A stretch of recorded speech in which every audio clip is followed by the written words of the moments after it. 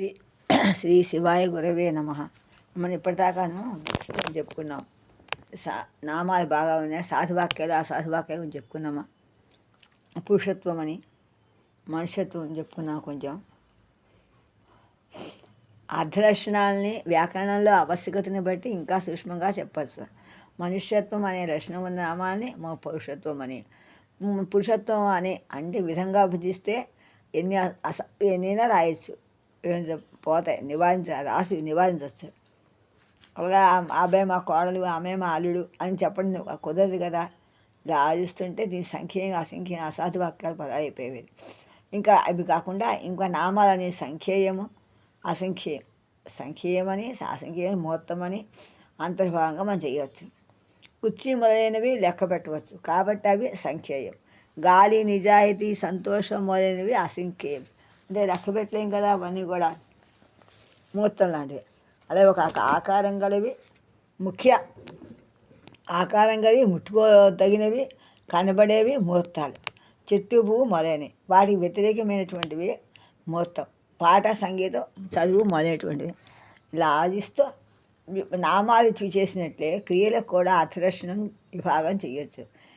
క్రియలలో ముఖ్యమైన విభజన సకర్మకత్వం, కర్మ, అకర్మకత్వం, కర్మ. ఇంతేకాక ఇంకా సూక్ష్మ విభజన కూడా అవసరమవుతుంది. నవ్వు, మాట్లాడు, వండు, పండు వంటి క్రియలు, క్రియలు మనుష్యత్వం అనే లక్షణం ఉన్న నామాలనే కర్తలుగా గ్రహిస్తాయి. నిద్రపోవు, మింగు వంటి క్రియలు ప్రాణిత్వం అనే లక్షణం ఉన్న నామాలనే కర్తలుగా గ్రహిస్తాయి. వండు అనే క్రియ కాఫీ, టీ వంటి వాటికి కర్మగా గ్రహించదు. అన్నం, కూర వంటి వాటినే కర్మలుగా గ్రహిస్తుంది. మింగు అనే క్రియ మందు, విషం వంటి వాటిని, నీడ వంటి ద్రవ పదార్థాన్ని కలిగిస్తుంది. కానీ కుర్చీ, చెట్టు వంటి వాటిని కర్మలుగా గ్రహించదు. క్రియల అర్ధలక్షణాన్ని చూడవచ్చు. నవ్వు కర్మ, మనిషికర్త. వండు విని కర్మ, ద్రవ్యము. అదే మింగు విని ప్రాణికర్త. ఇలా ఆలోచిస్తుంటే మన ఊరికే దిక్సూచిగా చెప్తున్నాను, ఇంకా చాలా ఉన్నాయి. బిట్స్ ఇచ్చా, మళ్ళీ ఒకసారి ఇందులో పెట్టిద్దామని చెప్తున్నాను.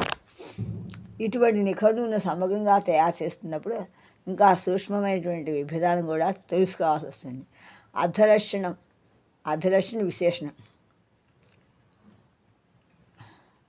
కాంపోనెంటరీ అనలైన్స్. నామాలి క్రియలకి మధ్య యోగ్యత ఉండేటట్టుగా గ్రహించి సాధువాక్యాలు మాత్రమే సాధించడానికి తోడ్పడుతుందని తెలుసుకున్నాం ఇప్పటిదాకా. ఇటువంటి యోగ్యతా విశేషణాలని నామాలకి మధ్య, క్రియా విశేషణాలకి క్రియల మధ్య కూడా ఉంటుంది. కనుక సాధారణ వ్యవహారంలో అసాధువులైన కొన్ని వాక్యాలు, కథలు, కవిత్వం వంటి కొన్ని సాధువుగానే కనబడతాయి. దీంట్లో చాలా వాక్యాలు కథల సాధువులతోనే ఉంటాయి, కథలతోటే. అవి ఎన్ని వాక్యాలైనా చేయొచ్చు, అన్ని వాక్యాలు ఎన్ని పద్యాలైనా రాయొచ్చు దాంట్లో. ఆ వాక్య కవిత్వంలో సాధువులు ఇవన్నీ కూడా. ఇటువంటి సందర్భాల్లో అప్రాణులకు ప్రాణిత్వం ఆరోపించడం, మనుష్యులకు మనుష్యత్వాన్ని ఆరోపించడం వంటి మార్పులు రహసిద్ధి కోసం చేయబడుతూ ఉంటాయి. అదే కొండల వాడు 2 రూపాలు ఉన్నాయి కదా, నదులకి, మనుషులకి, అన్నిటికి కూడా. కొండలకి, నదులకి, అలాగే వృక్షాలకి, తీగలకి, ఇలా కొన్ని మనుషులు ఇంకా ఇలా చూస్తే చేయొచ్చు. ఇంకా అంతరంగ నిర్మాణం, బహిరంగ నిర్మాణం చూద్దాం.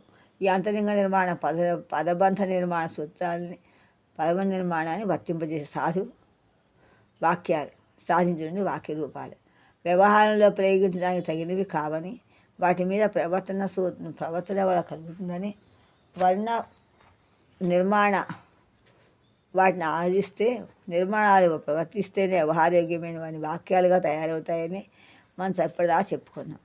పరివర్తన వాటి మీద స్వరూప స్వభావాల్ని, ఆవశ్యకతని తెలుసుకోవడానికి ముందు ప్రతి వాక్యానికి అంతరంగ విభావం, బహిరంగ నిర్మాణం 2 రూపాలు ఉంటాయి. ముందు మనం తెలుసుకోవాలి. ఒక వాక్యం అర్థమే అంతరంగ నిర్మాణం అని కొందరు భాషాశాస్త్రజ్ఞులు అంటున్నారు. మరికొందరు అర్థమే అంతరంగ నిర్మాణం అని ఒప్పుకోకపోయినా వాక్యార్థానికి అంతరంగ నిర్మాణమే బహిరంగ నిర్మాణాల కన్నా దగ్గరగా ఉంటుందని ఒప్పుకుంటున్నారు. ఈ రెండవ తెగ వారికి మతంలో ఒక వాక్య నిర్మాణమే కన్నా అంటే నామం క్రియాపద బంధం, దీని నిష్పత్తి, దీని నిశ్రుతి. నామం క్రియాపద బంధం, దీని నిశ్రుతి. వాక్య నిర్మాణం అంటే అని అంతరంగ నిర్మాణం. బహిరంగ నిర్మాణం ఉచ్చారితమైనటువంటి లేక రాసినటువంటి వాక్య రూపాన్ని తుల్యమైన దాన్ని, అతి సన్నిహితంగా ఉండేటువంటి దాన్ని పరివర్తనగా చెప్పచ్చు. ఒక వాక్యం అంతరంగ నిర్మాణాన్ని నిర్మాణం నుంచి దాని బహిరంగ నిర్మాణానికి సాధించవచ్చు. ఒక వాక్యాన్ని మనం వింటున్నప్పుడు మనకు వినబడినది కానీ బహిరంగ నిర్మాణం, కానీ వినబడిన వాక్యం అర్థం చేసేటప్పుడు దాని అంతరంగ నిర్మాణం కూడా చేసి అర్థం చేసుకుంటాం కదా. అందువల్ల రెండు విభిన్న నిర్మాణాలు గల వాక్యాలు మనం ఒకే అర్థంగా గ్రహించాలి. ఉదాహరణ చూడండి, నేను ఫలానా వ్యక్తిని రాష్ట్రపతిని తెలుసు నాకు రాష్ట్రపతి గారు తెలుసు. ఇలా అలా ఆయన రాష్ట్రపతి గారు నాకు తెలుసు. ఇలాంటి పదాలన్నీ కూడా వాక్యాలు రాయొచ్చు అని చెప్పడానికి ఉదాహరణ. ఇంకా అలాగే ఇలా ఆడిస్తుంటే ప్రతిదానికి ఉదాహరణకి చెప్పుకోవచ్చు మనం. ఇలా ప్రతిదా ఆడిస్తుంటే ఇలా వాక్య తుల్యార్థకాలు ఇవ్వబడ్డాయి కనుక ఇవ్వబడిన వాక్యాలను కూడా మనం పదక్రియ బట్టి కొత్త కొత్త వాక్యాలు కూడా మనం తయారు చేసుకోవచ్చు. వర్ణాత్మ అలాగే భర్త మీద ఆమె చాలా కోపంగా ఉంది. అలాగే ఆమెకి మిగుడు మీద చాలా కోపం. రెండు వాక్యాలు ఒకటే కదా, తుల్యార్థాలే కదా. ఇలా చెప్పుకుంటుంటే వాక్యంలో ఒక పదానికి ఊనికి ఒక పదానికి ఉన్నటువంటి ప్రాధాన్యం ఇస్తుంది. ఏదైనా ఒకే పదం ఊహిస్తుంది. అలాగే ఇతరుల మీద చెప్తున్నప్పుడు పదక్రమంలో మార్పు అసాధ్యం. అలాగే ఇలాగా నిన్న రాత్రి నిన్న అనలేం కదా, రాత్రి నిన్న అనలేం, నిన్న రాత్రి అంటాం. ఇప్పుడు రాత్రి నిన్న కూడా చెప్పడానికి వస్తున్నాయి. రెండు పాలు వాక్యం అందిస్తున్నారు హడావిడ ఏదో వంకతోటి. పై వాక్యాల రూపానిర్మాణం వేరుగా ఉన్నప్పటికీ కూడా అర్థం మాత్రం ఇంచుమించు ఒకటే కదా. దీనినే ఇంకో విధంగా అంటే ఈ వాక్య నిర్మాణం బహిరంగ నిర్మాణం వేరైనప్పటికీ కూడా వాటి అంతరంగ నిర్మాణం ఒకటేని మనం అనొచ్చు. అలాగే మనం చెప్పుకున్న వాటిలో కర్తలో నేను, చతుర్దీపంలో నాకుగా ఉంది. అలాగే పదక్రమంలో మాత్రమే భేదం ఉంది. కు అనే షష్ఠిలో వస్తుంది. అలాగే వీటి బహిరంగ రూపాలు వేరువేరుగా ఉన్నప్పుడు కూడా అర్థం ఒకటే కదా. ఇందా సుబ్బారావు ఇంటికి వెళ్ళడం అని చెప్పుకున్నాం కదా. అలాంటి పరివర్తన వ్యాకరణం ఇటువంటి తుల్యార్థకమైన వాక్యాలన్నిటినీ ఒకే అంతరంగ నిర్మాణంగా సాధిస్తుంది. నిర్మాణం నుంచి కూడా భిన్న నిర్మాణం అయినప్పటికీ కూడా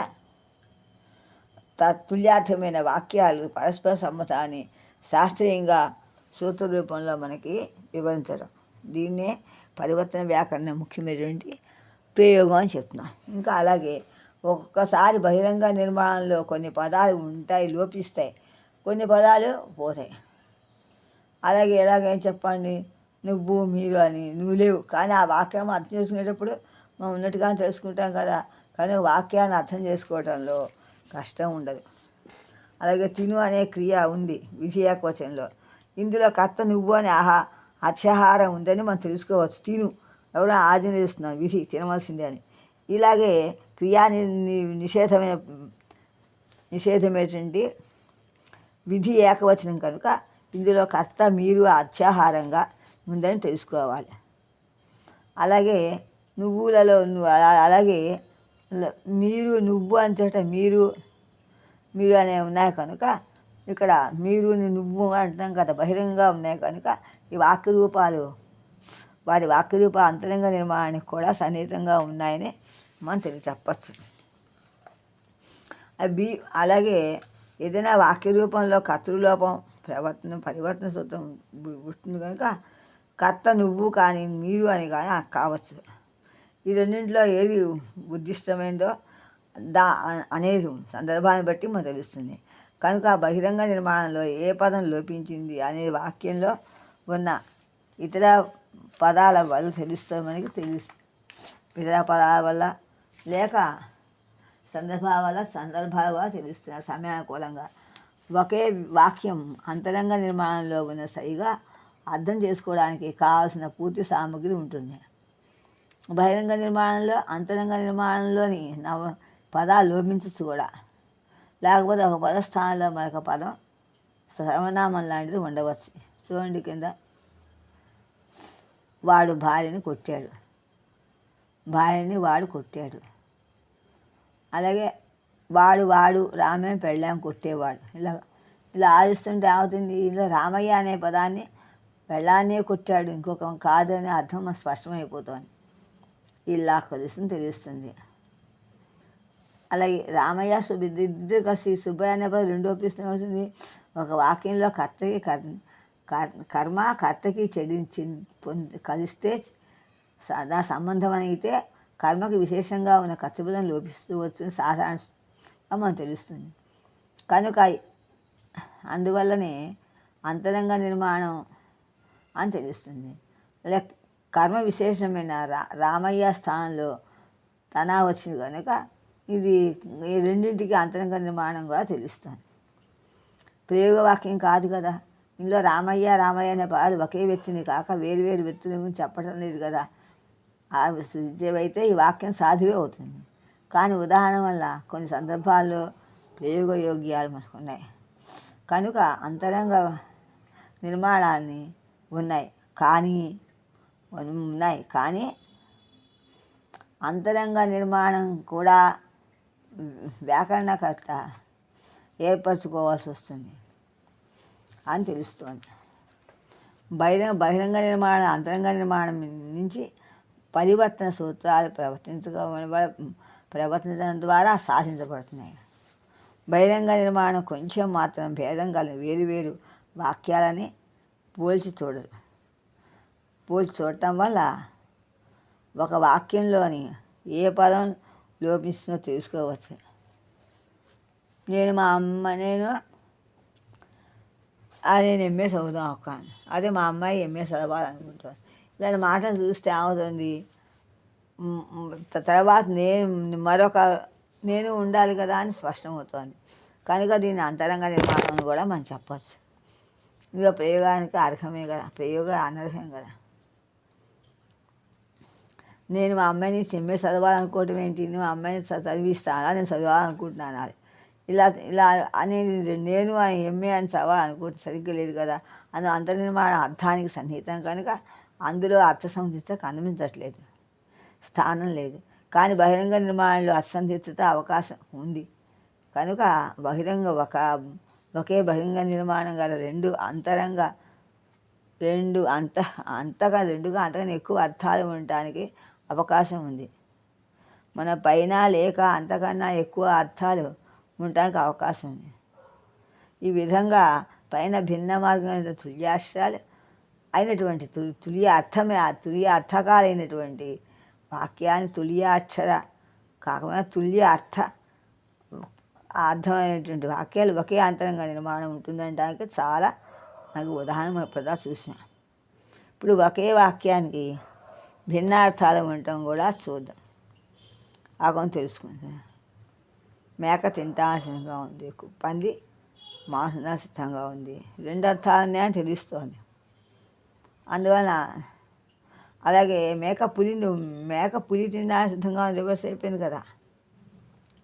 ఇది కూడా తినాల్సింది. మేక గడ్డి తినడానికి సిద్ధంగా ఉంది, ఆవు గడ్డి తిన సిద్ధంగా ఉంది. ఇలా చూస్తుంటే అనేక పదాలు కానీ బోడిని పదాలని మనం చేయొచ్చు.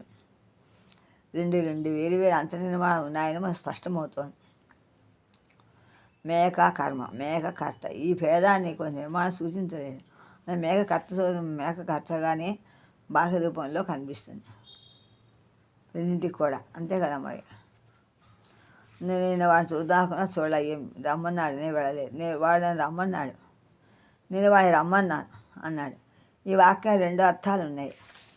ఒకే అర్థంలో వాడు నిన్న మాట్లాడాం కదా, నిన్న వాడని చెప్పాం కదా, నిన్న అందాన్ని చెప్తున్నమాట. కొన్ని చోట్ల అంతరంగ నిర్మాణంలో ఉన్నటువంటి ఒక పదాన్ని చెప్తున్నప్పుడు అన్ని లోపిస్తూ ఉంటాయి. ఉదాహరణకి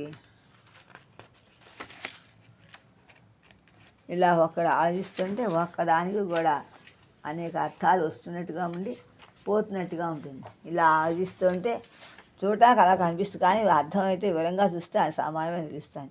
సమయానికి రెండో అర్థం నిన్న వాడు రావాల్సిన సమయాన్ని సూచించింది కదా. ఇలా నేను వాడిని కలుసుకున్నప్పుడు తర్వాత రమ్మన్నా అన్నాడు. నేను వచ్చాడు, కానీ ఈ చర్చ వల్ల ఒక వాక్యం నిజమైన స్వభావాన్ని తెలుసుకుందుకు దాని బహిరంగ నిర్మాణాన్ని చూస్తేనే చాలదని, అంతర్నిర్మాణమే ఆ బహిరంగ నిర్మాణం కన్నా ముఖ్యమని తెలుస్తోంది. అంతరంగ నిర్మాణంలోంచి దానికి సంబంధించిన బహిరంగ నిర్మాణాన్ని లేక బహిరంగ నిర్మాణాన్ని సాధించే పరివర్తన రూపాలు, వీటిని గురించి తెలిస్తే బాగా అర్థమవుతుంది. ఇంకా పరివర్తన భాగం చూద్దాం. నహిం ఒక వాక్యంలో అంతరంగ నిర్మాణం మించినటువంటి బహిరంగ నిర్మాణాన్ని లేక బహిరంగ నిర్మాణం సాధించడానికి ఉపకరించేవి పరివర్తన సూత్రాలు అని మనం ఇప్పుడు చెప్పుకున్నాం. ఒక వాక్యం బహిరంగ నిర్మాణం అవటం ఆలోచిస్తే సూత్రాలు రెండు కూడా ఒక వాక్యం బహిరంగ నిర్మాణం సాధించడానికి కొన్ని చోట్ల ఒకటి కన్నా ఎక్కువ పరివర్తన సూత్రాలు కనిపిస్తాయి. కాబట్టి పరివర్తన సూత్రాలు బహిరంగ నిర్మాణాన్ని కానీ దాని దగ్గరగా ఉన్న వాక్య అవస్థని కానీ సాధిస్తాయని మనకి చెప్పడం సమంజసం కదా.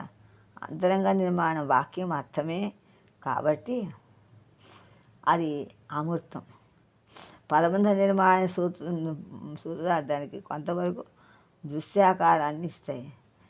కనుక పరివర్తన మనకి పదబంధాలు నిర్మాణ సూత్రాలకి ప్రవర్తించడం వల్ల ఏర్పడిన వ్యాకరణ సంసర్గాలను వరుస మీద ప్రవర్తిస్తాయి.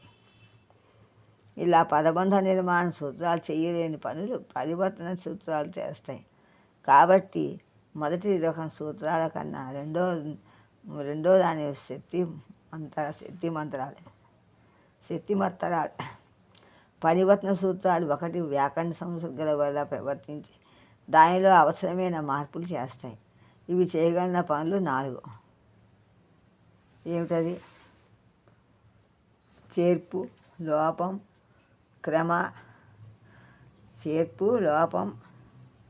క్రమ విపర్యం. చేర్పు ఎడిషనల్, లోపం అంటే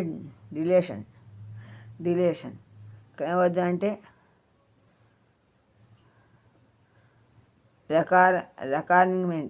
రికార్గ్యుమెంట్, అలా ఆదేశం, సబ్జెక్టిషన్.